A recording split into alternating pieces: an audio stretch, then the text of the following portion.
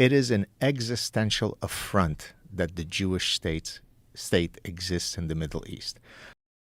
Watch this clip of Gad Saad on the Joe Rogan podcast. This doctor is very wise and has been banned across all platforms for speaking the truth, and he exposes the real truth about Islam and its conquest to conquer the world and implement Sharia law in other countries. Let's watch the video. It is an existential affront that the Jewish state exists in the Middle East. So look at all other religious minorities across Arabia. Egypt used to be completely Coptic Christian, 100%, many hundred years ago.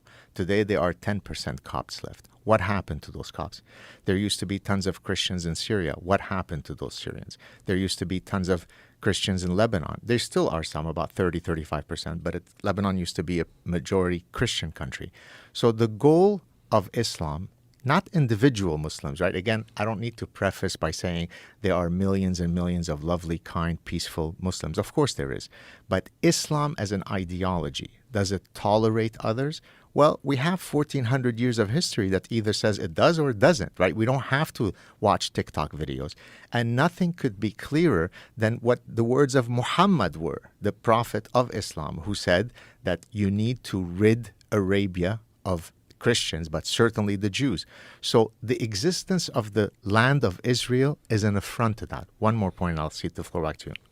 In Islam, there's a concept called Dar al-Islam and Dar al-Harb. That means the house of Islam and the house of war. Anything that's under the Islamic control is good. Anything that's yet to be under Islamic control is under the house of war. Once a territory is under Islamic control and you lose it, you have to get it back. It is your dominion forever. This is why, for example, Andalusia, which was at one point controlled, which is in current Spain, which was controlled by the Moors, an Islamic conquistador, a lot of jihadists will say, inshallah, we have to reconquer Andalusia. It is our land, because once it's under... So Israel existentially cannot exist. So why am I saying all this? You can't have peace if you have the other side that truly never wants for you to exist. That's the bottom line. If you can change people's heart where they say, look, I get a piece of land, you get another piece, let's build an incredible, vibrant co-society together, you'd have peace. But if you're taught from straight out of the womb that the Jews is the reason for every calamity in the world, you're not going to have peace. But don't you think that there are Jews and there are Israelis that treat Palestinians as if they're less? There is that in Texas in terms of treating people who are Hispanic. The darkness of the human heart is not monopolized by one group. There are super nasty Jews and there are incredibly lovely and kind Jews. There are super nice Muslims and incredibly brutal Muslims. So there is no monopoly on the darkness of the human heart. So I concede that. Of course, there are Jews that are not very keen on having Palestinian neighbors. But as someone who grew up in the two worlds, right, I'm an Arabic-speaking Jew. I hang around with tons of Muslims. I hang around with tons of Jews. Have I ever heard somebody in my Jewish family say, oh, God, I can't wait for us to eradicate the 1.52 billion Muslims in the world? I've never heard that.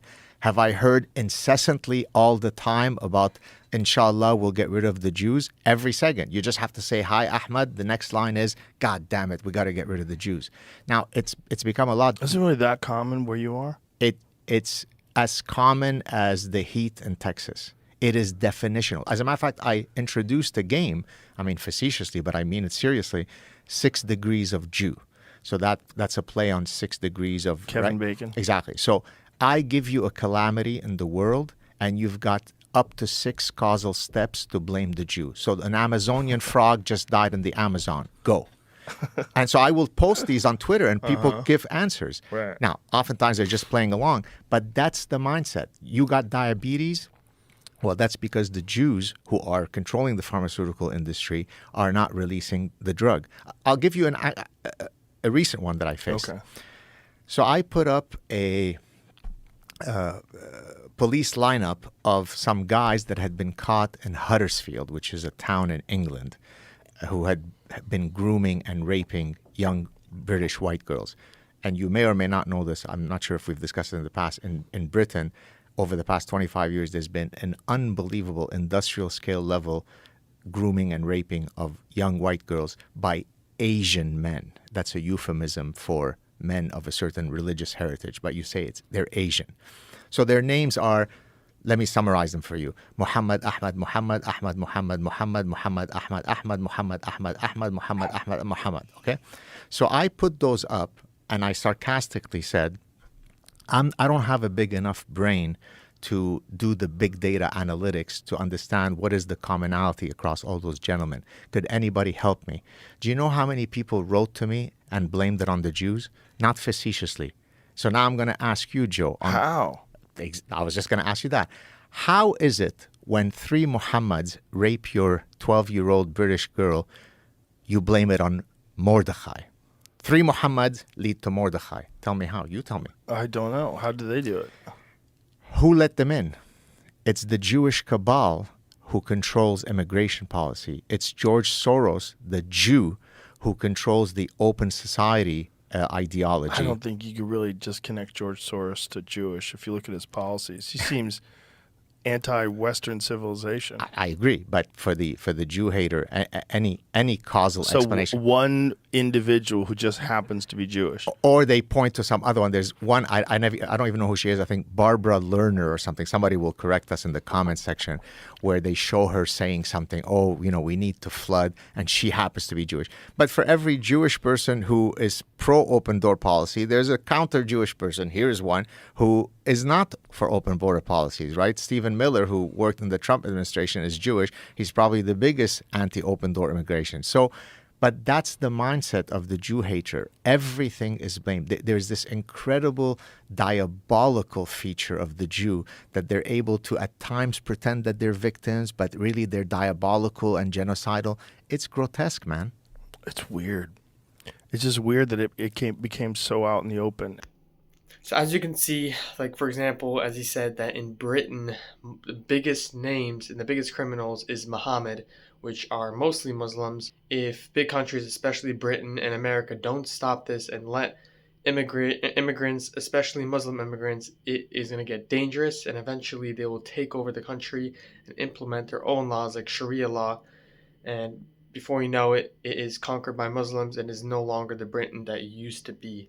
This is something that we should definitely speak out on, and we should definitely go against this immigration problem that is currently happening, not just in Britain, but also in America right now. Obviously, Trump is helping out with the situation, and currently illegals are being deported, including Mexicans, including from other countries, as well as pro-Hamas supporters and pro-jihadists. Thank you so much for watching the video. If you want to watch more videos like these, please hit the subscribe button. And if you want to help us make more videos like these, please go to buymeacoffee.com/Jewish Uncensored. The link will be in the description. I'll see you in the next one.